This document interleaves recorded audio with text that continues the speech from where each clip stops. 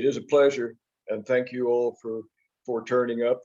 And it's nice to be able to show the studio and what we do here, and give you a chance to perhaps glimpse on the inside in a rather tidier fashion than it would normally be, I have to admit.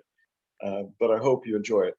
It does seem awfully strange just talking to myself, although Sophie says I do that anyway. So maybe there's not much change there. But I'll start off by giving you just a quick look around the studio, if that's okay. Sophie, you want to swap this thing over to, yeah, and then okay.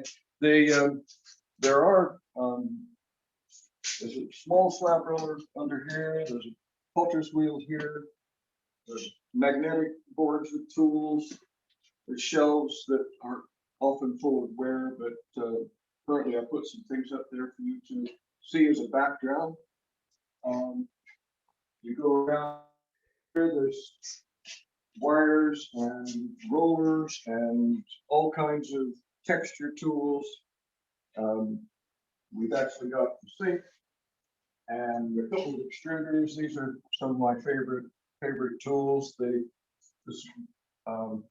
small one for coils and things, and the bigger one for hollow extrusions that I like to do.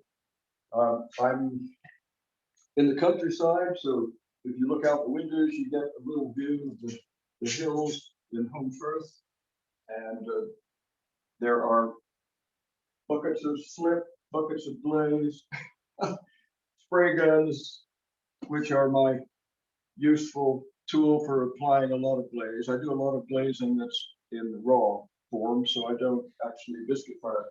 Pieces like this are always raw fired, coated in slips, and then glazed with the spray gun. This is for after. I'm planning to celebrate tonight when it's over. You'll deserve that. Molds and books and magazines and another slab roller for the larger pieces that I do, and tables to work on. Sophie's telling me keep moving, keep moving.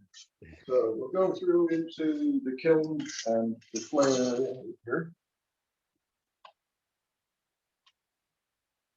This is the heavy end of the business. So I have a gas. My kilns are gas. So there's my meter capacity gas kiln. Takes about 12 hours to reach temperature and a couple of days to cool down. There's a small gas kiln here that I use for test pieces, and comes in handy when I do the glaze course, because we have loads of small pieces that get fired and so on them. There are display things here. This was built as an agricultural building, so the first couple of years it had hay in it, and then the horses got moved on. And so there are extruded pieces that I do and then decorate with a lot of landscape imagery. It may just be the wind or the weather, of which we get a fair amount here in Home Firth. I have to plug this. I happen to have available signed copies of that if anybody wants to order them off the website. And I'm sort of proud of this. This is my glaze area, which has a nice range of, the base ingredients are in bigger tubs and the coloring oxides are in the smaller area. And then the bulk bags are on the floor underneath. And I can generally find most of what I want. Maybe not when I want it, but it's there somewhere along the line. Okay. If we go through this door here, I'm not going to give you much of a view in here, except that this is my spray booth for bad weather. Usually I'll spray outside, given the chance. I'll put some trestles out and do it in the open air. But there's a fan here, and so it will extract. And I park my MG in here, which is my other occasional pastime. It hasn't turned much wheels this year, I have to say. And then I'll just show you this larger piece. Not that I'm tackling those today, but that's the sort of thing that is about the scale that I could get to if pushed. And I used lots of wooden molds to support the clay. So I've got them out here so that you could just see the sizes of some of them. It'd be impossible to do that kind of thing in a short hour-and-a-half demonstration, but some of these are, pretty good size. And if you stack them up as a pair, you can make even bigger pieces, clamp them together. But there was a time when I had a much larger kiln. It was twice the size of this, and I think John will remember in my large-scale ceramics book a lot of the big pieces that were done in that kiln. Now that I'm getting on a bit, I'm sort of scaling down somewhat anyway, but still like to work with something that requires a little bit of heft to it. You do tend to work to the size of your kiln, but you can always stack pieces and bolt them together if need be. I always say that they make buildings out of bricks, don't they? So you don't have to have a vast scale to work to. So back in the studio. Yeah. My intention today is to try to convert some slabs into one of these landscape type vases, which has got quite a bit of color on it. About 2/3 of the color is applied in slip form, and the top layer is glaze, of course. But I've got 6 slips there, and I've got about 6 glazes, and they all wind up on these pieces. And then, if I'm lucky, the reduction atmosphere will just give me a hint of red, which I always think is an optimistic sign for a better day coming up. We get a lot of this weather in Yorkshire, and I like to portray that a bit. Sometimes do a bit of sailing, so I'm constantly aware of the wind. And there.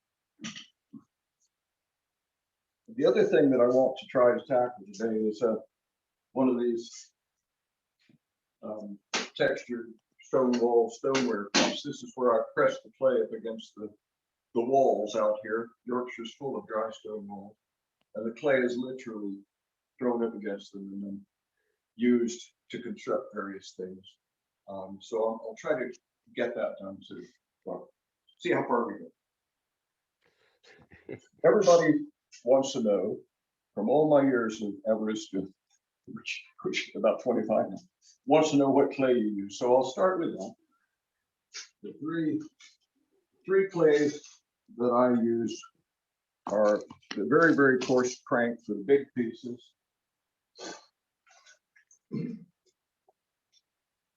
A smoother crank for normal size, like these stone wall pieces.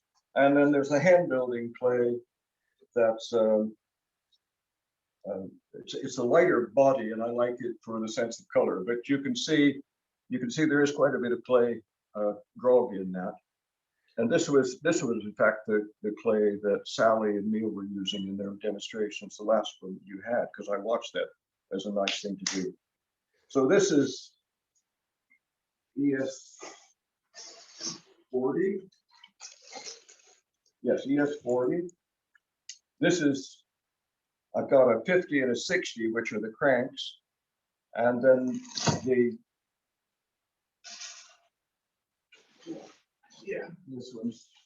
this one's 540. This heavily grog crank is 540. So now you can rush off to Valentine's and you'll know where. We're not allowed to rush anywhere at the moment, Jim. That's right.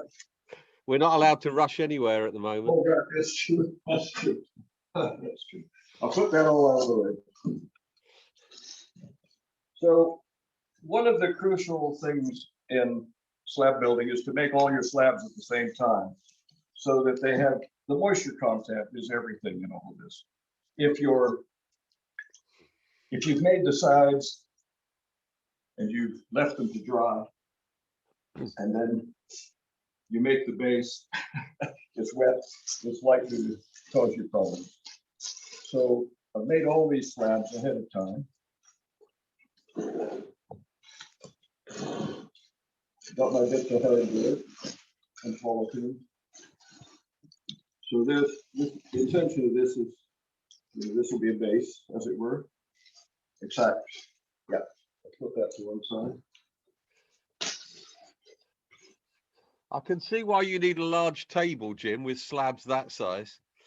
That table is a sheet, 2 sheets of plywood. Yeah. I never could understand. I mean, I was just, my mouth just hung open when I watched, you know, Sally's tiny studio and the organization of all those shelves and things in the background. It just was unbelievable. I always just double check the whole thing, smooth it out.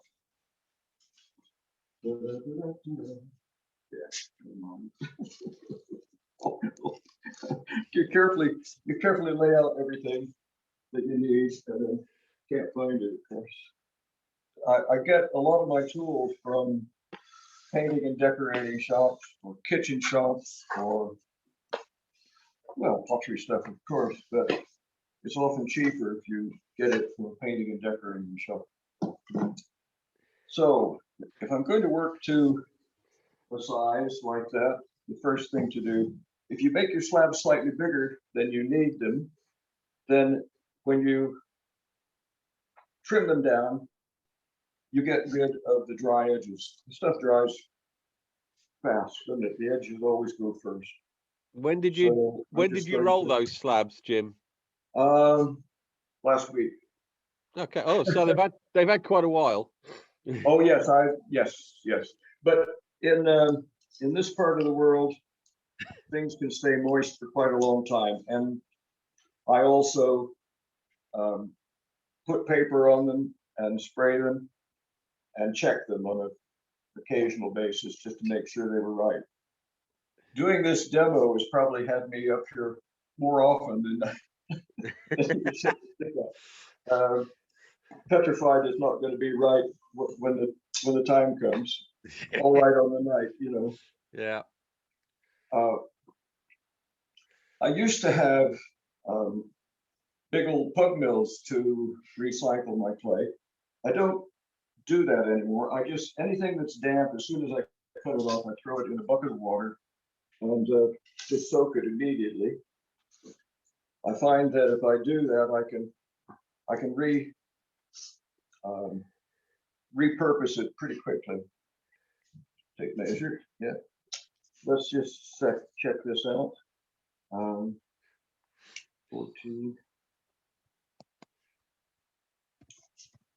G. I like working with a square. Sometimes I think I might have been a joiner if I'd had another life.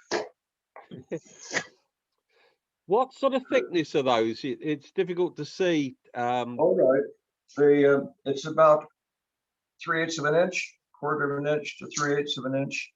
Okay, that's good. It depends entirely on the scale of the piece being made. If it's a fairly big piece, then and it's going to go outside, you definitely want to give yourself a bit more meat to the thing. Oh, that went off the corner of me. You can tell I'm nervous, can't you? You just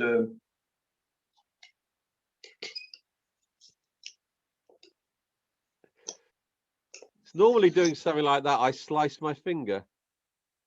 Yes, well, it's handy to come up and hit the end of this.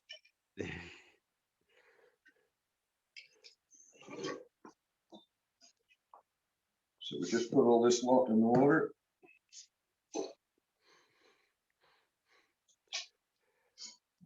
Double check. This.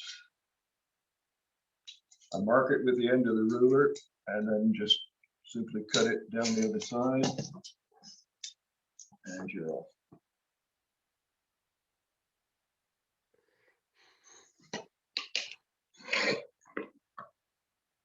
So much of the pottery is about the moisture content, though, and keeping it.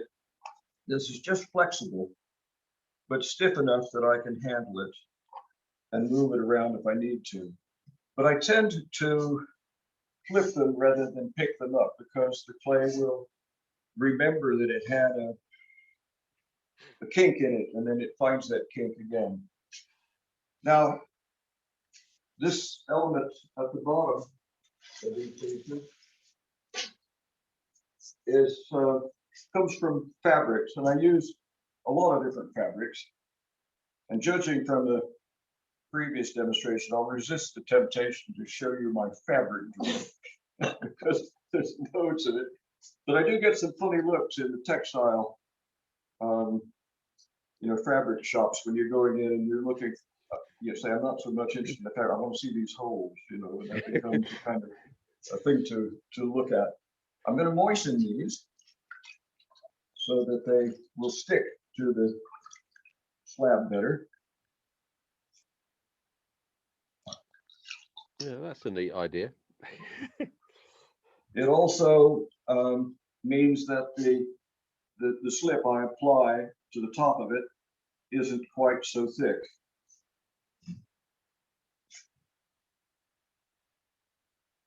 If some of you have been on my website, there's an element of this there where I've done a slab dish, and there's a short video that does this.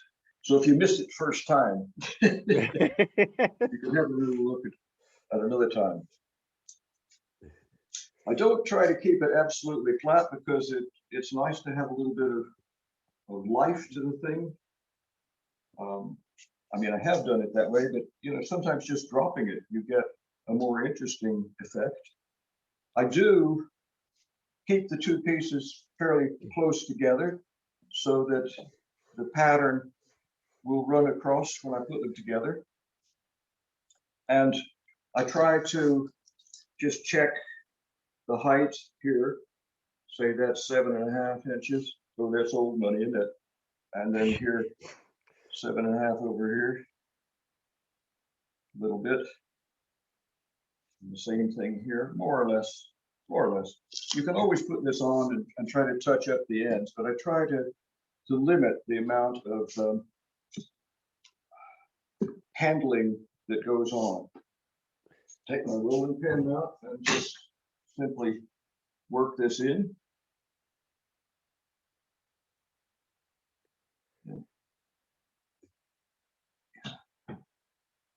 It'll stick much better if it's wet, and that's part of the charm. You want to have the thing staying in place.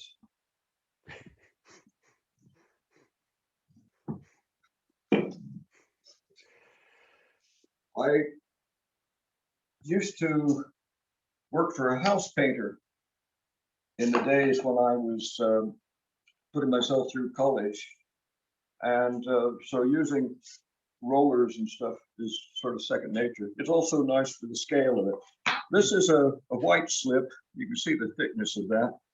It's pretty substantial, and most of my slips are reclaimed white clay.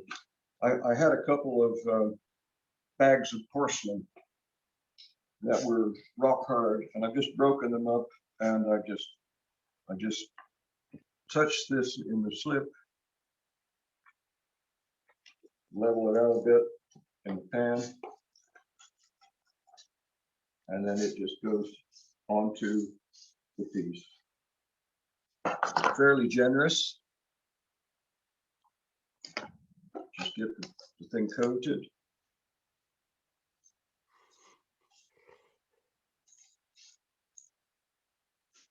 I was thinking when John was was doing the introduction, to think that it was 20 years ago that I was at the West Country Hunters in the flesh. I'm not sure whether that's a compliment that he's waited so long to come back, or a sign that you know, the pain has subsided, so you think it's worth coming back for another shot. We would have had you down again before now, but very difficult. Though the slip, you mentioned that was porcelain, the white Yes. slip. Do Yes. you would you mix something else with that, or for your other slips, or what? Coming up. There we go then. I'm going to, if you, yes, the answer is yes. If you use the edge of the roller, you get these various increases in density. And I have here, I've got some copper, cobalt. Can you see that? Yeah. Yeah. And I've used those are just more of this white slip with a measure of stain and cobalt oxide in it.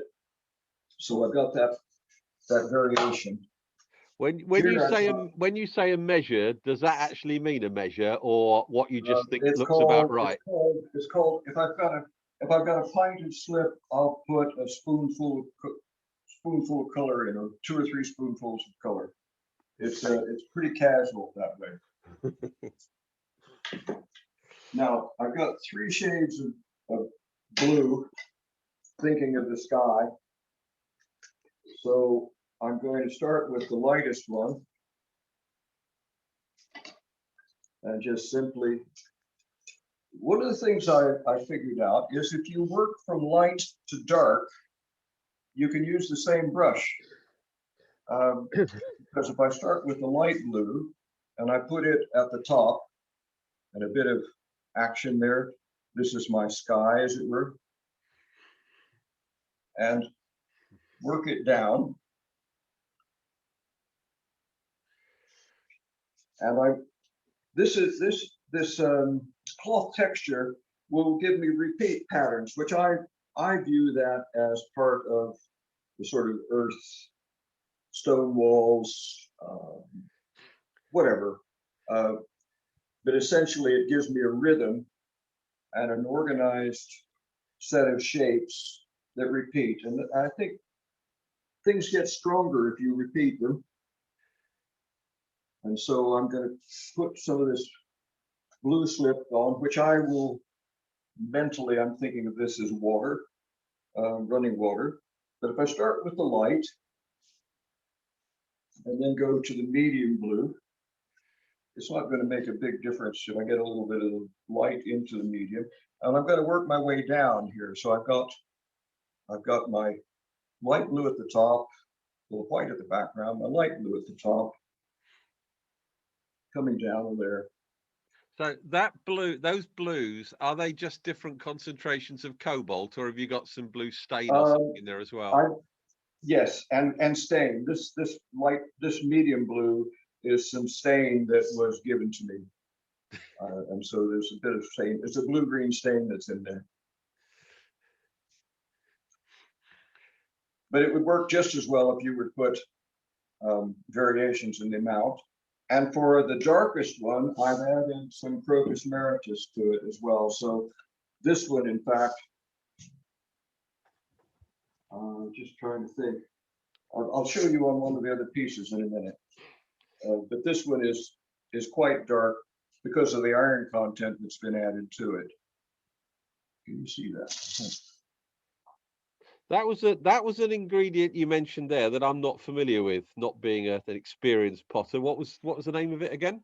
Well, iron. It's an iron based. Put some iron in it. Crocus meritus is a kind of purple iron.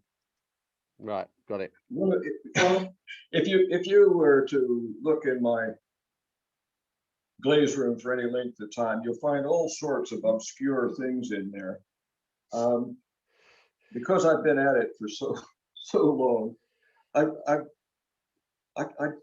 you know, like yourself, you think it wasn't very long ago, but it was 20 years since I was down at your place, and I got to thinking, well, when did I graduate from the art college? And that was in 1965. So shite. I've been in this game, I guess, rather a long time now. And what's happened, I've seen lots of pottery departments come and go too. I've been part of some of them. And often when they would close down, somebody would ring me up and say, you know, we're clearing out. Could you come over? And I always said yes, regardless of what it was. At one time, I had 5 pug mills loitering around here, 2 big blungers, a giant bread dough mixer, and I had 3 vertical pug mills, the big ones. So I have downsized considerably in recent years in an effort to make life a little easier. Yeah. You find you don't need all this stuff after a while if you just wet it as you go along. Yeah. Can we get Sophie just to zoom in on those a little bit, get a little bit closer so we can see? Because it from that distance, it's looking a little bit sort of white, but okay. Does it make sense now? Yeah, that's brilliant. Yeah, thank you. That's the kind of assistance. That's the kind of assistance I need. The direction from the master there. I'll put a bit of Thanks, this Sophie. iron in here now too. This is simply red clay. It's literally a bag of powdered red clay, and this will become an earthy base down here.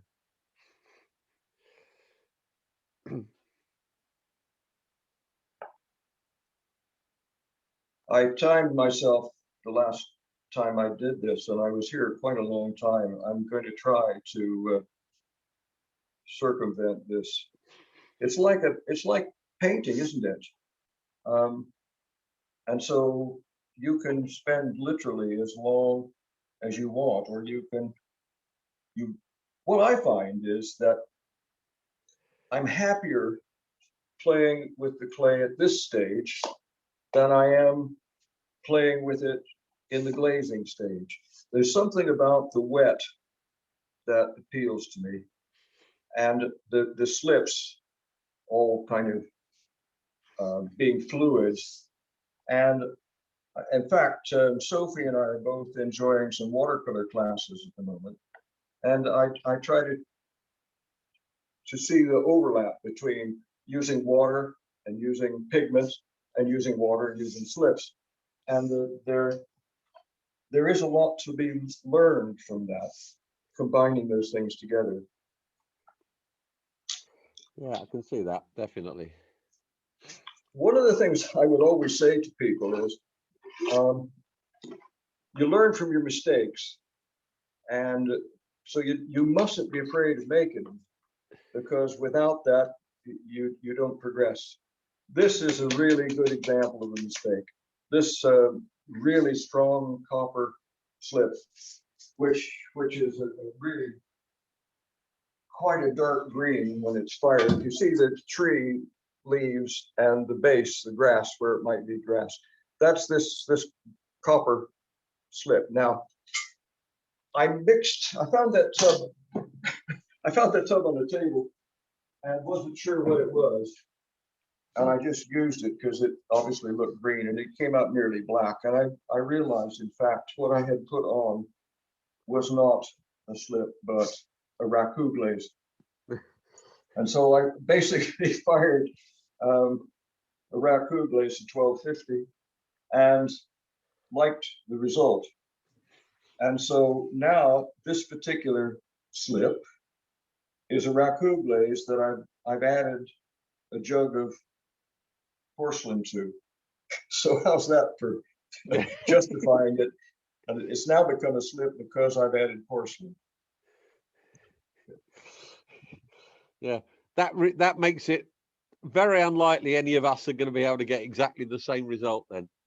Oh gosh, that's the other thing you need to learn too, is that the first sessions in the glaze course are really convincing people that not to be going for the magic that somebody else has managed to obtain. You've got to maybe go in that direction, but you've got to accept that what you're doing with your materials, in your firing, on your clay, all those different elements contribute to it, and no way are they going to be the same. I'm going to add some extra white on the top here.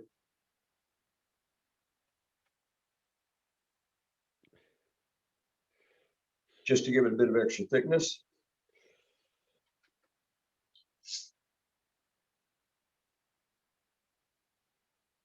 So it's being built up as we go along.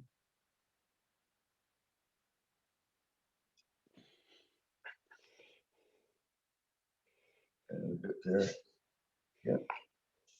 And then this is one of the fun things that I've got. He says, where is it? This is a decorating tool in the days that Artex was famous and popular, where you coated it and the walls with it. It was terrible stuff. Yeah, I know. I've got a ceiling of it. That's right. I got a ceiling of it. It's stippled and it's a low ceiling. I bang my head on it and it bleeds. I really dislike it intensely. But this sort of thing and the rollers that they make I use quite regularly. But that notch will give me a lovely combed effect on here, which is indication of the weather and the wind. And I try to repeat that on the other side and maybe drag it a bit across there and down there, and down there. So it becomes a kind of developed wind, if you like. And let's see here now. This is quite nice to be able to add a bit of additional, just little streaks of color through it, or directional aspects with the wind. Mm-hmm. I did the ones that I'm going to move on to in a minute. This nozzle slipped out and I slathered this whole thing when I was demonstrating the other day. So I had to comb all the way through it and do a bit more with it. And then I take these, I've got these various rollers that come from kitchen shops, you know, pasta, or this, I think this is a herb cutter, and this has got notches in it. So it's intended to do a lattice type pastry. I think you cut through it, you comb it. I'll show you. It gives me a dotted line that comes down, and it breaks up those lines that were there. And the wind doesn't stay put, does it? It kind of moves around a bit. You might be able to see that better if I do it up there, and you get the broken line, and it picks up the slips. This one, sorry, this one. Degree are you going in? Sorry. To what degree are you going into the surface of the clay at that point? Not too much, because the piece itself will tend to break up. I'll show you. I'll bring a piece over to show you.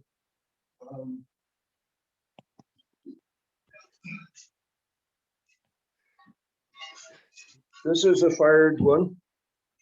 That's recent. Well, it came out just this week. Okay. And you can see it's just coming through the surface a little bit there. Right. So it's just pressed into the clay without weakening the pot too much. But okay, if you press it from inside, or indeed if you stretch it in some way, it opens up those. And for dishes and things like that, I often do that deliberately. This is the dark blue, the medium blue, I think this is the light blue, and then the white on top of it. The copper coming through black here, and the red clay down in the base. And actually had a black glaze sprayed over here as well as a white glaze. So working from light to dark, and I'm thinking way ahead now as I'm painting these slips on. I'm seeing this in my head. Is what it might turn out to be. And here there's 3 glazes on here. There's a tin white. In fact, there's 4. There's a tin white sprayed here. There's been a blue sprayed on and rubbed back to highlight the slips. And then there's been a couple of glazes that will make a red and a black. So how many is that? I lose count. Yeah.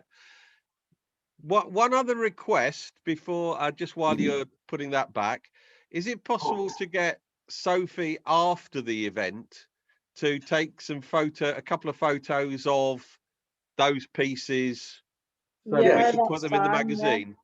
Yes, that'll be absolutely fine. Yeah. Because it'll just be they'll get better quality than me trying to take screen grabs off the video. Oh yeah, that won't. That's not very satisfactory, is it? Thanks, Sophie. I'm going to do a bit of a tree. Well, here, let's just put a little bit of this slip on to suggest where there might be an element of foliage, and a few bushes down here.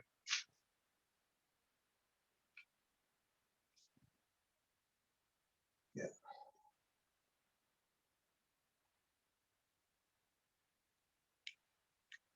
As I say, it is similar to it's similar to my watercolor painting. Blobs here and there, bits of variety. And then I've got a rather nice, decent brush that I use for linear elements. And I've got some black slip here. And if I lay the brush down and taper it off, you can get a sense of foliage or movement going out. Is that a black stain, or is it Yes. just black copper oxide in? You know, this particular one is some hot clays, a tub of black slip that they gave me when I did a demo down there years ago. Right. And so you don't use that much of it then? No. Well, they gave me one of those 5-liter tubs of it to use. Oh, thank you very much. Yes, yeah. That's a lifetime supply, isn't it? Well, yes, and that's what's happened with a lot of these glaze materials that I've collected from schools and colleges that have shut down. Bags with ancient names on, like Harrison Mayer and Podmore. Oh, and I've got a like Podmore kiln. Well, yeah, some of you will remember that, but Podmore's is now pottery class. Harrison Mayer no longer exists. Wenger's, how about Wenger's? Anybody remember Wenger's? Yeah, I've got one of their kilns as well. Yeah. But I don't know. And then if you like the idea of birds flying, if I can make this, I like this idea of laying the brush down and having it.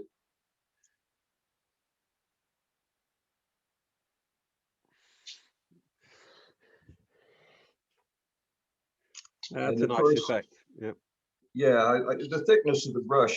One of the things I was always taught or tried to teach, I was taught and tried to teach when I did art lessons, was to have a variety in the lines that you create.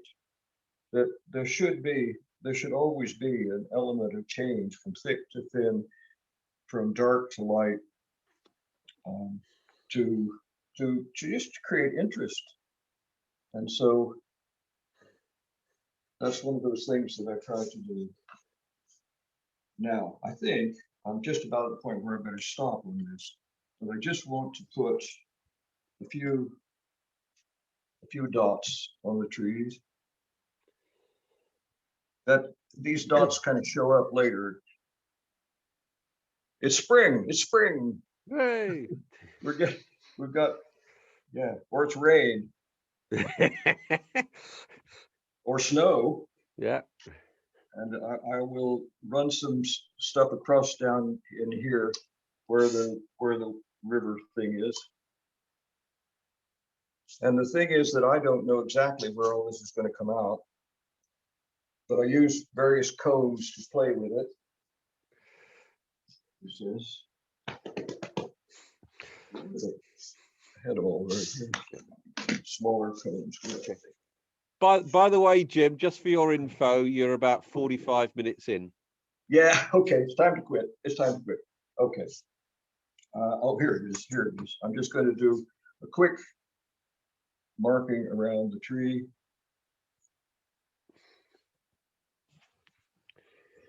Was that any particular slip trailer you were using, or just?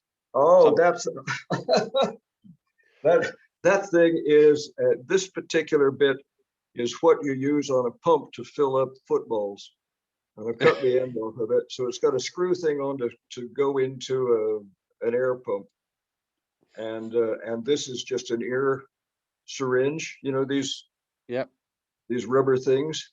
Yeah. Turkey based. So the answer is no, but you can buy them. You know, you get this kind of thing where you pay quite a bit, and I've got black on this one, but I won't take time to put additional color in. But I just wanted to give a bit of movement in here before I call it a day.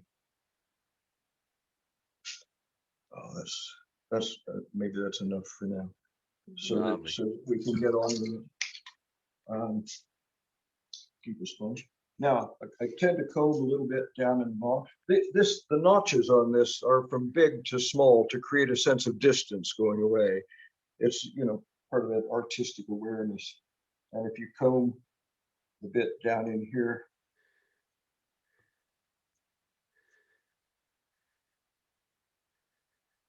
there we go. Let's call that. And then if I take this and turn it around so you can see it, get this stuff on. So you've got some idea of what's going on there. And then this is the fun bit. It's where you pull off your stencil and you say, oh yes, that's what you've got. That's what you wind up with at the end. That's looking nice. I've got that one. And then this one, let's do the same.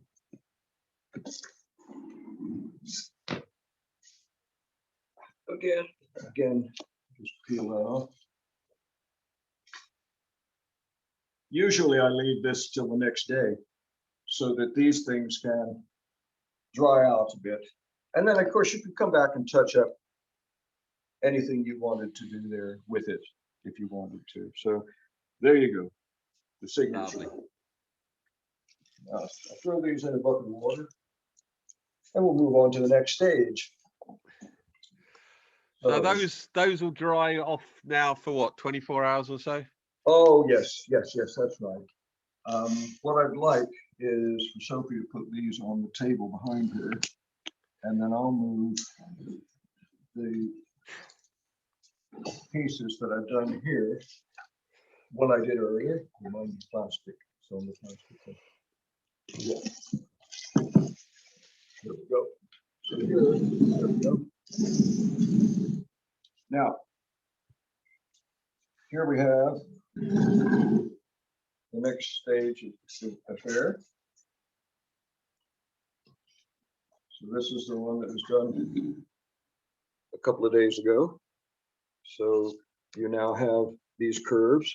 And I use these wooden formers, which you can see are made out of hardboard and bits of timber, to create the curve that I want.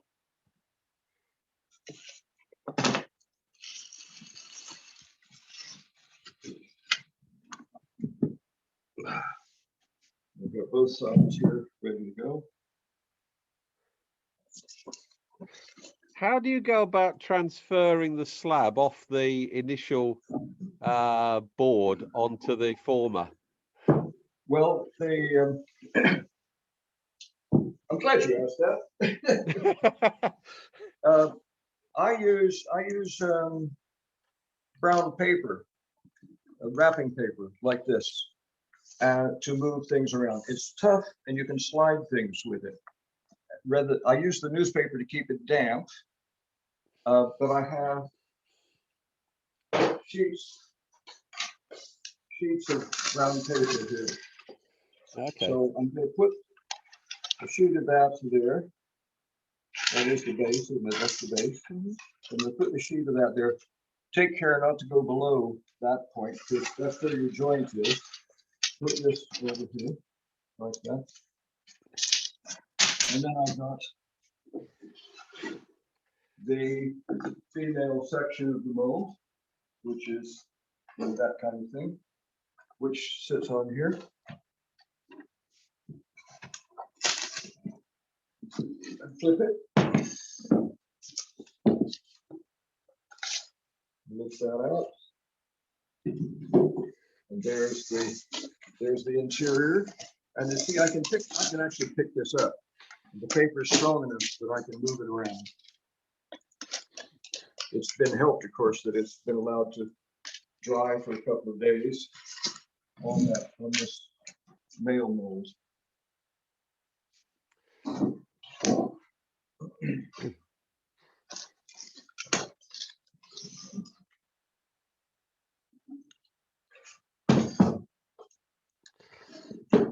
As long as it has a curve to it and it becomes leather hard, it will stand when you lift it up.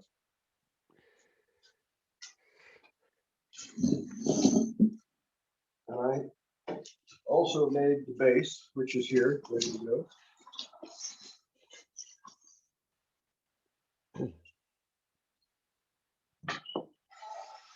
So I know more or less how this is going to go, but I like to mark it in the middle, so that I've got the point that I'm working to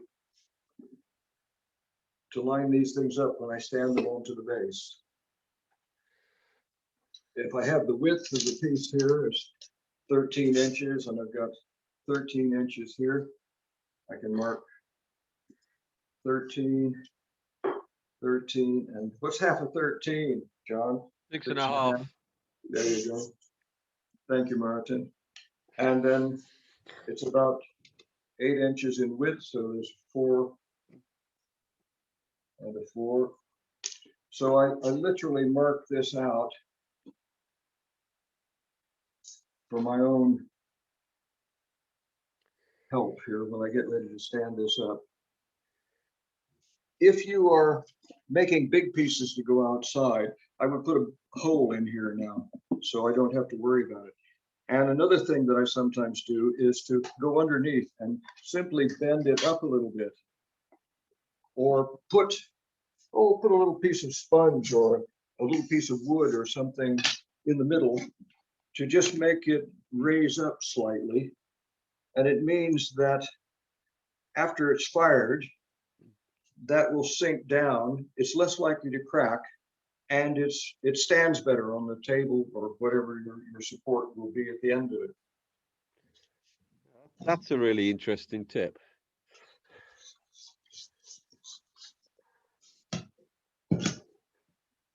So I will score these edges now. This is quite a useful tool. Lots of people use pins and needles. I always said to my students, what are you going to do next term? Spending all day with that. Whereas if you can just do that, it's a bit like a fork, isn't it?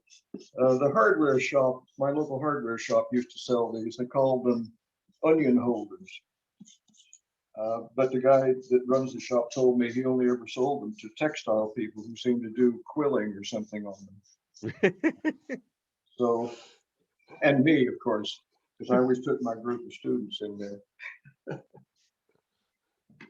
So I put a little bit more water on this to get this ready to go. We need the white coils now, Sophie. Wherever they are. So I'm going to put this base now to one side.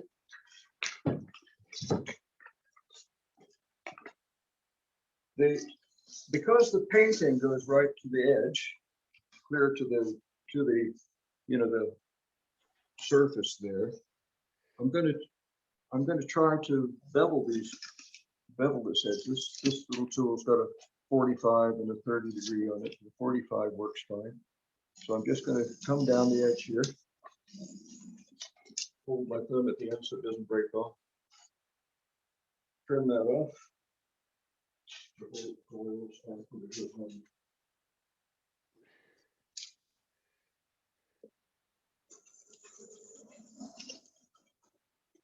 Yep. And do that quickly.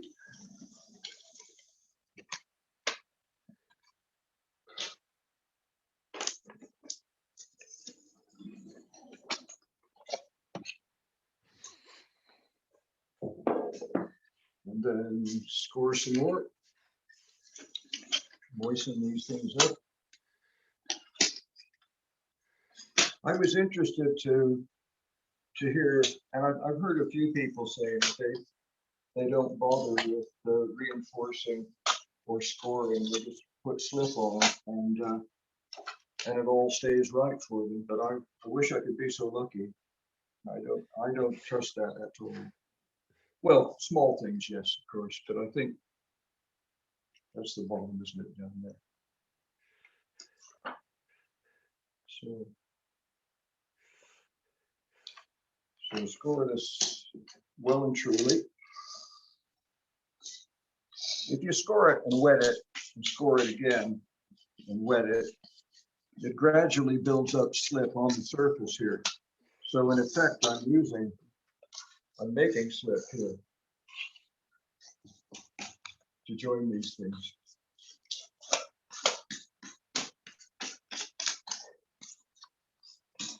But I like to use additional coils to reinforce. So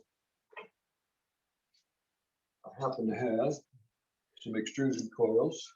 Just run down the side here.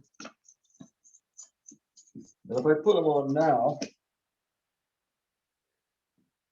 it's much easier than trying to get inside of the piece when it stood up. Yeah, neat. If you've got a big piece, it's difficult to get to the bottom of it, isn't it? Yep. In fact, I find that the pieces I'm most comfortable making are the ones that are about this size. So I can get my armpit over the rim and still reach down in there. How many different sort of molds do you have that you make work on? There must be. They vary from the 12-inch size to the big ones that I showed you that are 3 foot in height.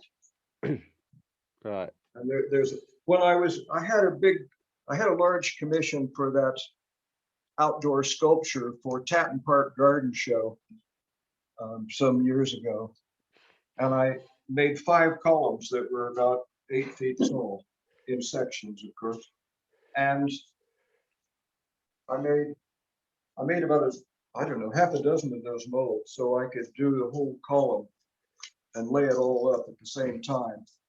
And then when they became leather hard, I was able to lift them and tentatively stack them on top of each other with a bit of support, make a wooden frame around it to take most of the weight.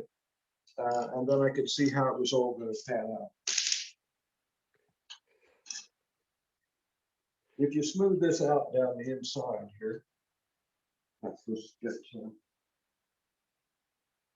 all these different, that's a child's Play-Doh toy from a Play-Doh extruder. And that's a kitchen item, isn't it? And that works really well. And then, of course, you can, this is from the painting and decorating shop, and you can get sets of those. In fact, I saw 3 of these in a plastic bag in the central aisle in Aldi recently, and I resisted buying them. You've got plenty at the moment, have you? I think I've got enough to last me for a while. The question is, can I find it when I want it? That's the thing. Yeah. So that bevel tool you used, is that one you made yourself, or is one you bought from somewhere? Oh no, it was they're available. Yeah, I know CTM have them down here. Yeah, that's I've right. seen them in one or two didn't make that. No, I didn't. Yeah. Thank you for giving me credit.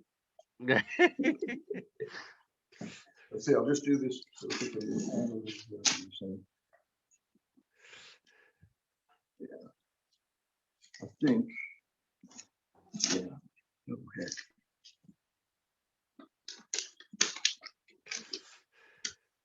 You were right about the time, John. Martin. Yeah. Oh, everything always takes longer than you think. Yeah. Plus the fact you're we're asking you questions and you're talking. So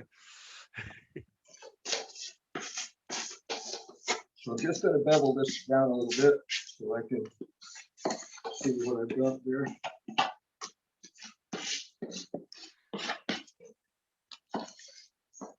Get these ready to stand up. I think hand building is one of those things too, isn't it? That is pretty difficult to rush. Office wheels have a certain rhythmic charm about them, and also a time factor, because you can only play with it for so long and the whole thing gets soggy and collapses on you. So put these on the side. Particularly when you've got something that's that size that you're working on and it's taken that long to get to that point, you don't want to rush it and spoil it. So now I want to just mention that sometimes if you're doing a big piece and you want to stand it up, it's a bit flimsy, and I found a super way to stop it from collapsing, and that's simply taking a wooden board, put it in your inside. Can you see that? Yeah, got it. Put that in there, wet it so that it's sticky. Take a bit of clay. Don't wet the piece itself, but just take some clay and stick it in place so that it has what it takes to stay put. And that's like a splint then. And so when you stand it up, it'll stay in place. Now I'll leave that on just for the hell of it here. That's another one of these things that I bet nobody else here has ever thought of. And I had a really big piece. In fact, I think you might have got it in shot in front of the kiln. There was a big meter tall section that I was working on, and I wanted to get it done. And I got I got Sophie's mother when she was just a little kid, a little shaver, about 10, I suppose. I got her out of bed to come give me a hand, just putting this thing together, and she helped me stand it up. And then she said, "Can I go to bed now, Jeff?" I said, "Yeah, all right, well, thank you." And as she went out, she slammed the studio door, and the whole damn thing collapsed. It was in sections, and the whole thing just crumbled before my eyes. I was so distraught at the time. I just wrapped it all up, just covered it over with plastic and left it instead of binning it, which was my first thought. And then I thought there has to be some way to make it stay put. And so this was my resolve to do that. Okay, so I've got my line across the middle here. And it's important to mark the middle here. It's right in the middle of that board. So stand that up, bring it to the center. Yeah. There we go. And notice I can take this away and it stands perfectly happy. Yeah? Yep. I think I'll go have a cup of tea now. I'll be back in a half hour. All right. So the next one, quick moisten of the pieces here. The next side's a little bit trickier because your arm is in here when you're trying to put it together. So you have to sort of drop it at some point. You have to just say, "Oh, that's about where it is," and hope you've landed in the right spot. If you wet the sheet of clay that you're working to before you start, you can slide things around.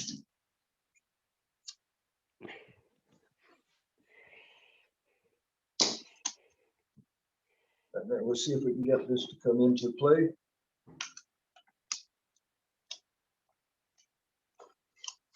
Pretty close. Now that one's standing quite happily without the wood frame. And then what I want to do is to gently pull these things together. Now try to do it with the paper in place because I don't want to smear the slip. And some of the water will be crossed over that. So I'll do that side and then do this side that's facing me. I think you'll find if we hadn't muted everybody, there'd have been a round of applause when that went up. Yeah, it's a shame we can't interact, isn't it? Yeah. Because I did a huge one of these things in a demo for the North Wales Potters many years ago at in a theater in Bangor, and it was part of the university stuff, and the whole thing was so shaky when I put it together. I thought it's just going to collapse. So I was trying to figure out some way to dry it. And I remember watching a guy do a demo once where he managed to keep building by putting, well, he lit some pieces of paper. There you go. He lit some pieces of paper and managed to light them and drop them inside, and it sort of gradually dried the rims. And I thought, oh, that'd be a good idea. And the piece I was working on was quite a big thing. And so I put some newspaper in it, I lit it, dropped it into the thing, and it just smoldered and went out. And I thought, oh, I need a bit more. So I lit another piece and dropped it in, and it smoldered and went out. I did this about 4 times. And I thought, what's going on here? And then it suddenly dawned on me that what I needed was an updraft. I needed some air in this thing. Yes. And so I took a knife and I proceeded to cut a hole in the bottom of the piece. And the air got in it. And honest to God, it sounded like, you know, if you used to have a coal fire, you would put paper over the fire. Oh yes, yes. And you could hear this flame starting to go. And it was going, geez, I thought, oh God, what's happening here? And this huge ball of flaming paper lifted out on the updraft. It just blew out and floated across the auditorium, dropping ash everybody. People were smacking their clothes and trying to stop them getting on fire. It was very funny at the time. Yeah, we'd collapsed anyway, and that brought the house down. So we had a round of applause then. Yeah, we'd have paid for that. See that one. Yeah. Now you can see you can see the edge here is quite carefully brought together. If you take, let's see, if you take a piece of paper, or I've done it with cling film, or a bit of plastic, almost anything really. The thing is, if you put it over here and hold it there, you can put quite a bit of pressure on this to bring it together, and you won't distort your form. Yeah?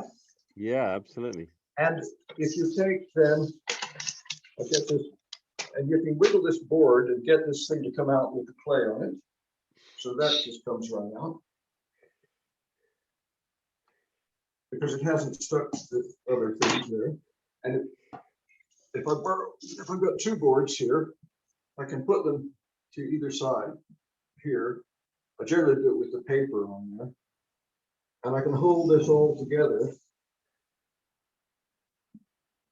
while I get my thumb and join this coil on the inside and press it and work my way down the inside of the top. Yeah. You obviously have to take a lot of care because you've already got the design on there. Did you ever consider doing it the other way around and putting the design on afterwards? Well, what happens is that I do come back with some additional color at the last, and then I will go to the trouble of touching this up and mixing the different colors and maybe put a mark or two across the end and make sure that it does finish out all right.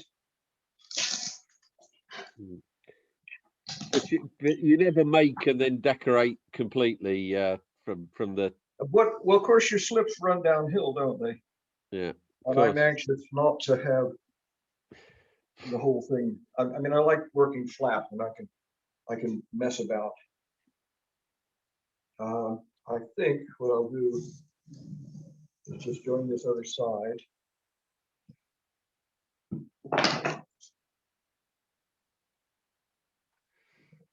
You can't really see what I'm doing there, but if you take something like a small roller and put a bit of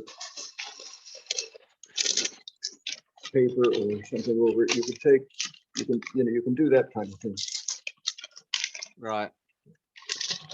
Just to bring it together. It's actually a little bit dry for what I would, and you see how that's more or less finished that off. I probably can get away with doing a little bit of that, but there's very little required for me to have to paint around that. No, it's worked well. And the same here on this side. I think it's dry enough. I'm just going to try this. Yeah, we got away with it.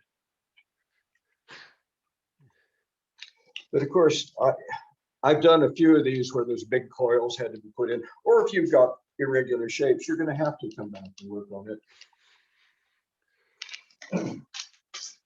Now, the last thing that I wanted to show you on this is the rim. Now, I haven't joined this properly at all. How many more hours have I got? If I have it here.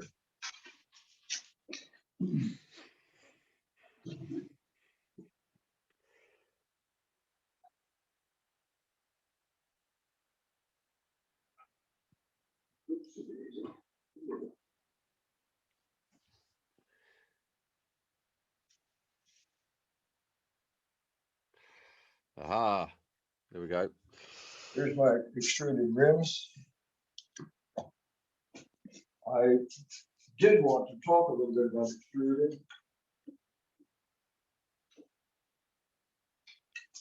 This is the die that makes this. It's very difficult, and I cut them out of anything. This happens to be the license plate off our caravan after my son's Land Rover drove into it, and that was all it was left.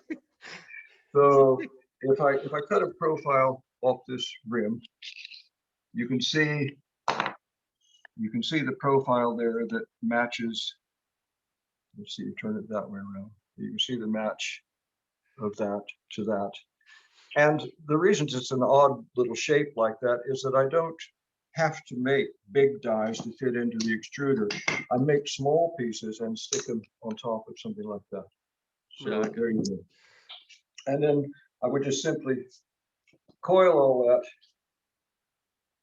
soften it up, and work these ends in to do the details on that. Okay?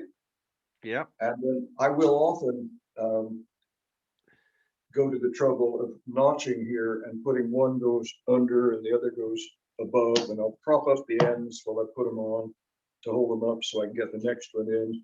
So there's all of that to consider. You know what? Yeah. But I'd like to move on to the next project. I'd like to move on to the next one. The base of that, when you've oh yes, cut that off, you normally put an extrusion along that as well, don't you? That's true. Let's I reach inside and join that base from the inside first.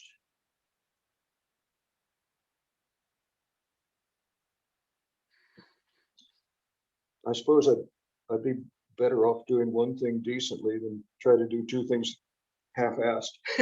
Yeah, I'm going to say we've got about 15 minutes left of normal time, so to speak. Well, let's just all right, let's just do this. So I'm joining this down the inside.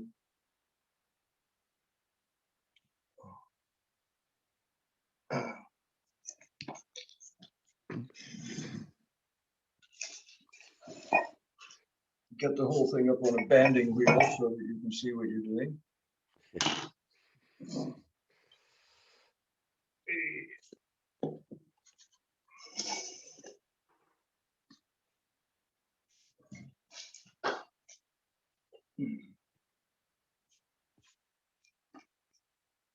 Got a small, a toothbrush is useful for roughing things up and making sure you've got the clay join there. Yeah. So just good old-fashioned toothbrush. Yeah, and then use a rounded tool to just join it from the outside as well as you've done it from the inside. And quite often I will put an additional bit of a coil on that, just to strengthen it a bit.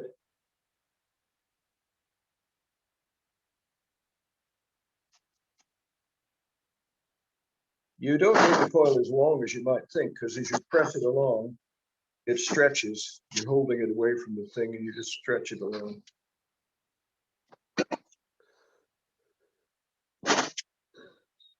When you were joining the vertical sides, that roller you were using, was that a hard roller or a soft foam one? It was very soft. It was a soft foam roller.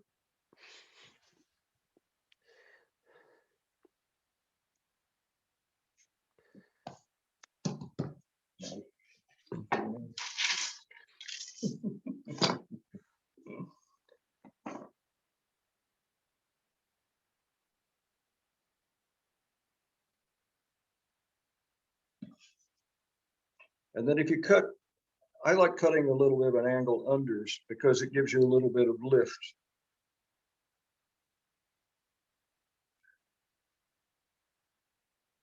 Give myself a small rim around the base to work to.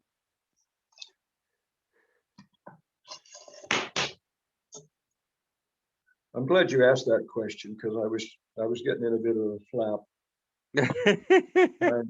I'm trying to decide whether to just move on to the next thing, but I think I'm probably better just to do this.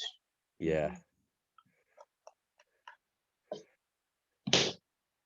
And let's see.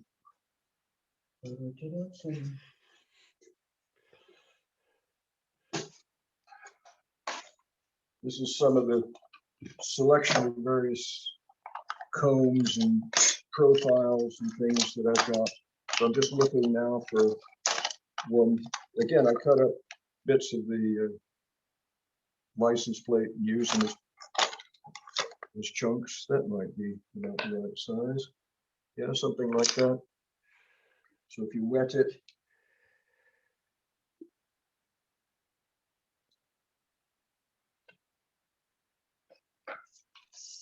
the clock man had all sorts of lovely things that he used for this, didn't he? Oh yeah, Rossi, yeah. Beautiful, beautiful. Yeah. Beautiful things.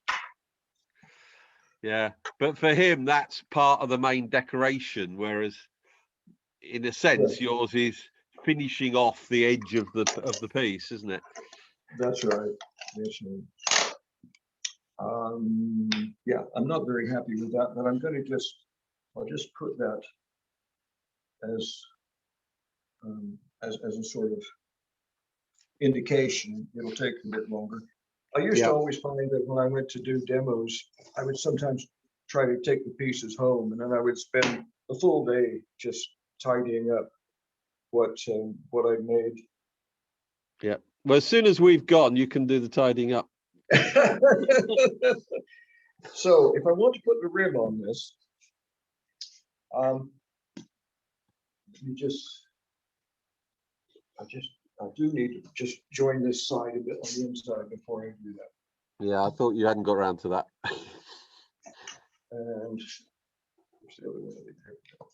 So just if you bear with me a second. Yeah, you get my thumb in here and join this in.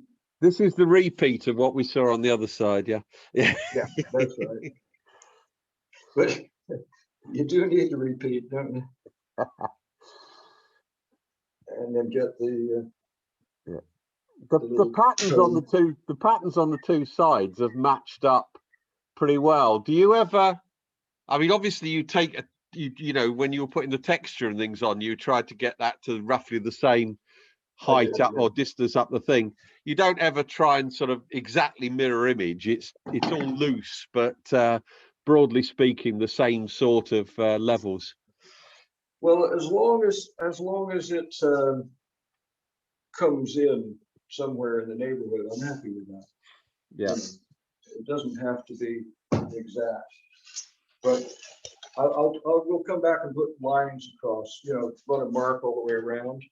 Yeah. And try to make it so it feels as if it's all one piece. Yeah. That's the essential thing. Yeah.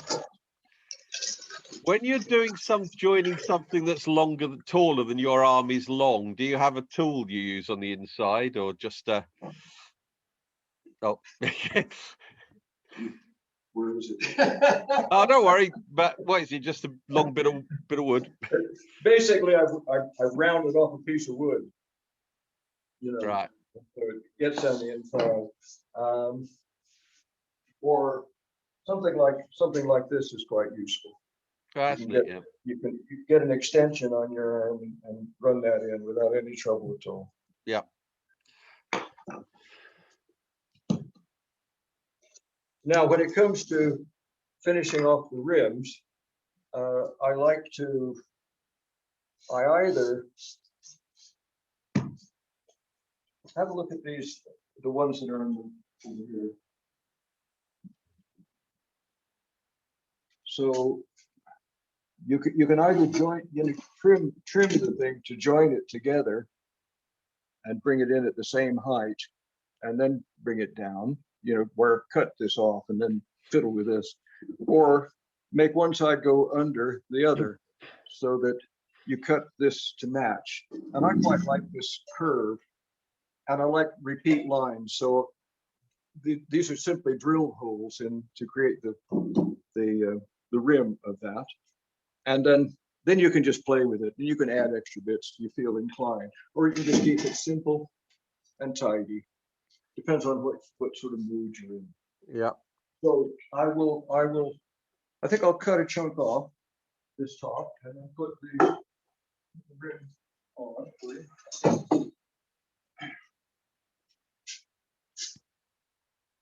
He says, "Where's my nose?" Oh, it's right here. The one that's in front of me. Yeah. Oh, it's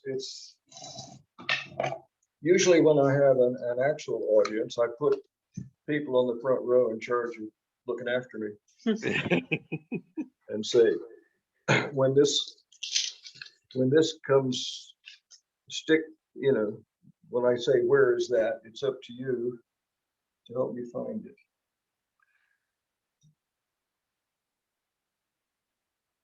So I have one high side and then one low side. Right.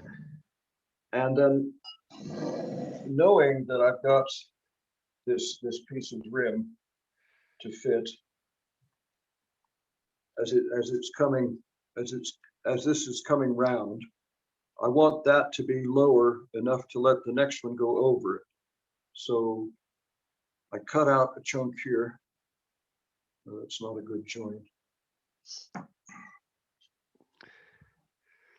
And then this will be the high side. And then go to the low side.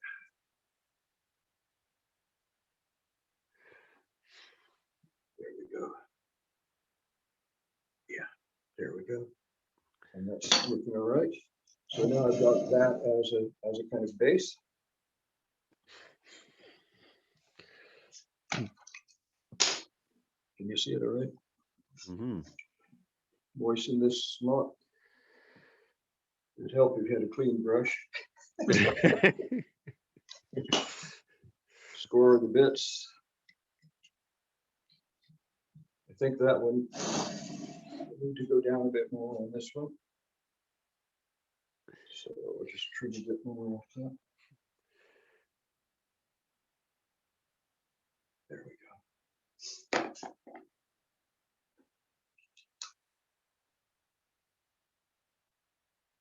That's just water you're using on that. It's just water, and then I'll just score this. I just really want to soften up the rim so that when I put this on, it stays put.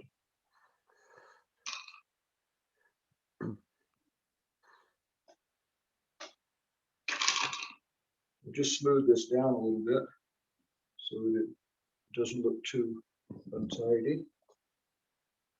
Maybe score a little bit on the surface just to where the rim will overlap.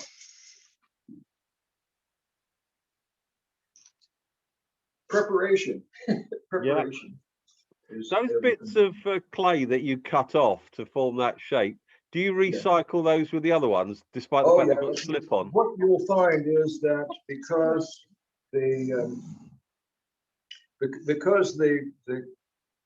the slip is only on the surface, there isn't enough to alter the color of your clay body. And so I never worry about getting them mixed up and having it, distort and then show up. Besides which, I'm going to mess with it anyway. Yeah, true. So when I get to this next stage or the next use of the clay, it's not going to be an issue because I won't ever see it. I won't ever notice it. Okay. Okay. And then, so now we'll take the rim. I'll turn it over and again, take my toothbrush and just rough it up a little bit in here so that will stick in place. Do them both while I'm here. These extrusions were done yesterday. And if you leave them on a little bit of plywood like this, the wood will soak the water out. So it gradually, although it was wrapped up, the water soaks in. Okay, so with that in place now, we'll try to put this on. Yeah, there we go.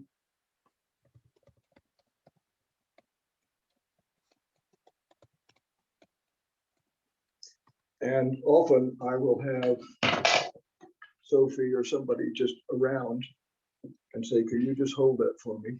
How would you like? How about you just hold that up? So, because this one has gone down, so I can go under that. And this next one, what I've done, I gotta remember which way it's to go. So this, oh, sorry, I'm trying to do this backwards so you can see it.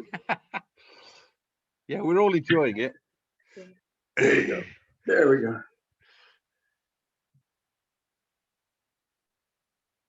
Yeah, have I got that the right way? Yeah. Yeah. Looks okay from this side. Good. And if you wiggle it a bit until it stops moving, you know that the slip has sort of grabbed it. When you're pressing on things, don't use your finger ends because they'll show. Try to use the side of your hand. And then once you've got these two things sorted, like that, and like that, then you can come and decide what you're going to do here and join this together down here. Oops, never mind. Yeah.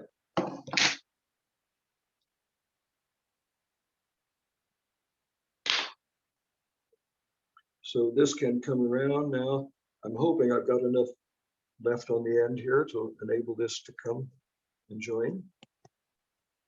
And this one can be bent round and join as well at the end there. And you've got this sort of starting of it.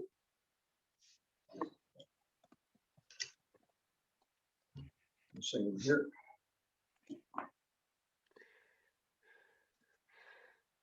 It's pretty close. Trim it down a little bit.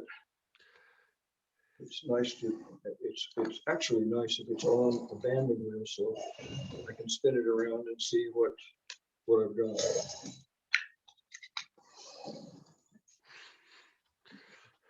Rip it off, pick it up.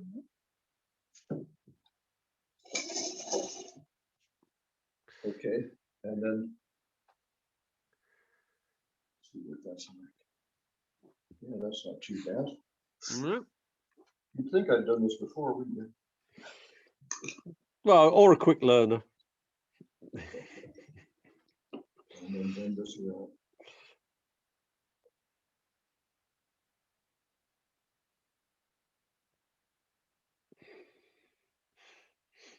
Now, I would come back in and fill in places here and here, fill in there. In the tops, I would come in and fill in here. You know, I would spend quite a bit of time just double checking. I'm going to certainly need to join this much more securely. Yeah. And maybe put a little extra detail on, and then take some of the little, some little profile or other to just double finish off the rim itself. Yeah, that's brilliant though. Okay. You've done well. You've squeezed that into the hour and a half. Am I out of time now? Yeah, you're out of time now. Yeah, but Can I before we go, I want to show. Well, I wanted to give people a chance to ask some questions too, but I did want to show. Sophie and I practiced yesterday. Turning this thing over. So let me just show you what the fallback position is.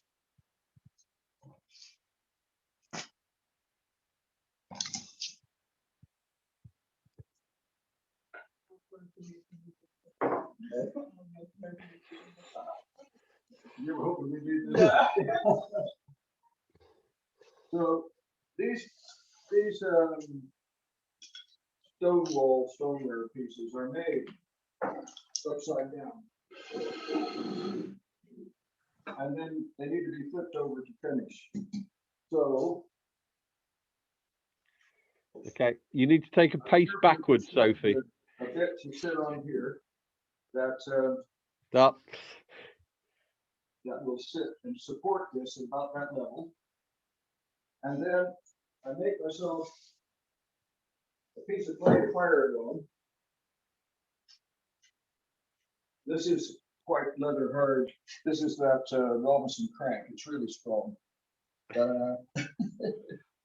call it Robison crank. I asked them if they could make me something to do really big pieces with, and they were very nice about it. Came up with several items. Now, This is it. Okay. So now we have a bit of fun here. That Okay, looks so heavy. Yeah, it is a bit heavy. So Sophie and I are going to do this on 1, 2, 3. 1, 2, 3. Okay. And then that can sit on here. Boom. Hey.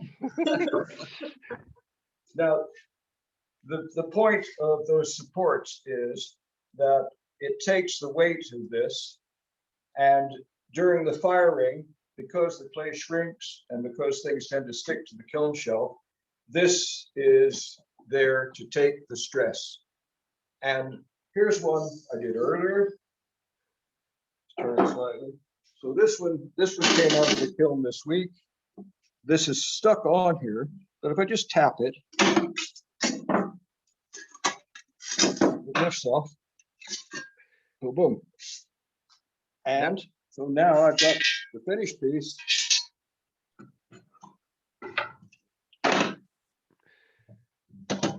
First time it's been seen without, that's a base I made, or a little plug I made for inside. Yeah. Right. So there you go. Like a sacrificial sort of slab at the bottom, yeah. That's exactly what it is. Yeah. I noticed that the clocks were supported on little bits of clay too in the firing. You learn something from everybody, don't you? Yeah. But that gives you the basis for that. Yeah, well, that's brilliant, because the first time I fired stoneware, I did what I normally do with earthenware, which was put it on little props. Oh, trivets. Yeah, it made quite a mess, really. Did they just sink up into it? Yeah. Trivets. Yep. Oh God, that's awful. Yeah, that's terrible. How about, has anybody got any questions? You've been quite patient. If somebody wants to. I've you've answered all the questions that people have put onto the chat. So if anybody's got any last minute questions for Jim, get them on now, please. One other thing that I would say that I often do is to put a piece of clay inside to hold this out so that it stays full. And then take it out later. Okay, that just gives it that support. Okay. Okay. Right. Anyway, a couple of quick questions. Couple of quick questions. Those on the last piece, on the planter that you turned over, were the legs on that hollow or solid? They are indeed. They are indeed. Right.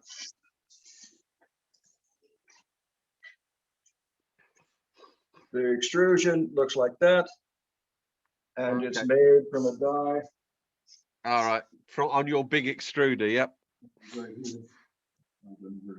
Oh yeah, here it is. It's made from a die that's a bit like that. All hollow dies have to have a support for the middle above the exit point of the clay. So there's little bevels there to encourage the clay to go down. I wondered how that worked. Yeah. Okay, we've got the usual collection of what temperature do you fire? At? The Stonewall is stoneware. They're fired to 1250 centigrade. 1250. Yeah. I might say, if you want further details. Yeah, I was gonna plug the book at the end. Slab Techniques available on your website. If you just put jimrobison.co.uk or boothhousegallery.co.uk, that would be fine. And it's just 15 quid plus 3 quid for me to stick it in the post.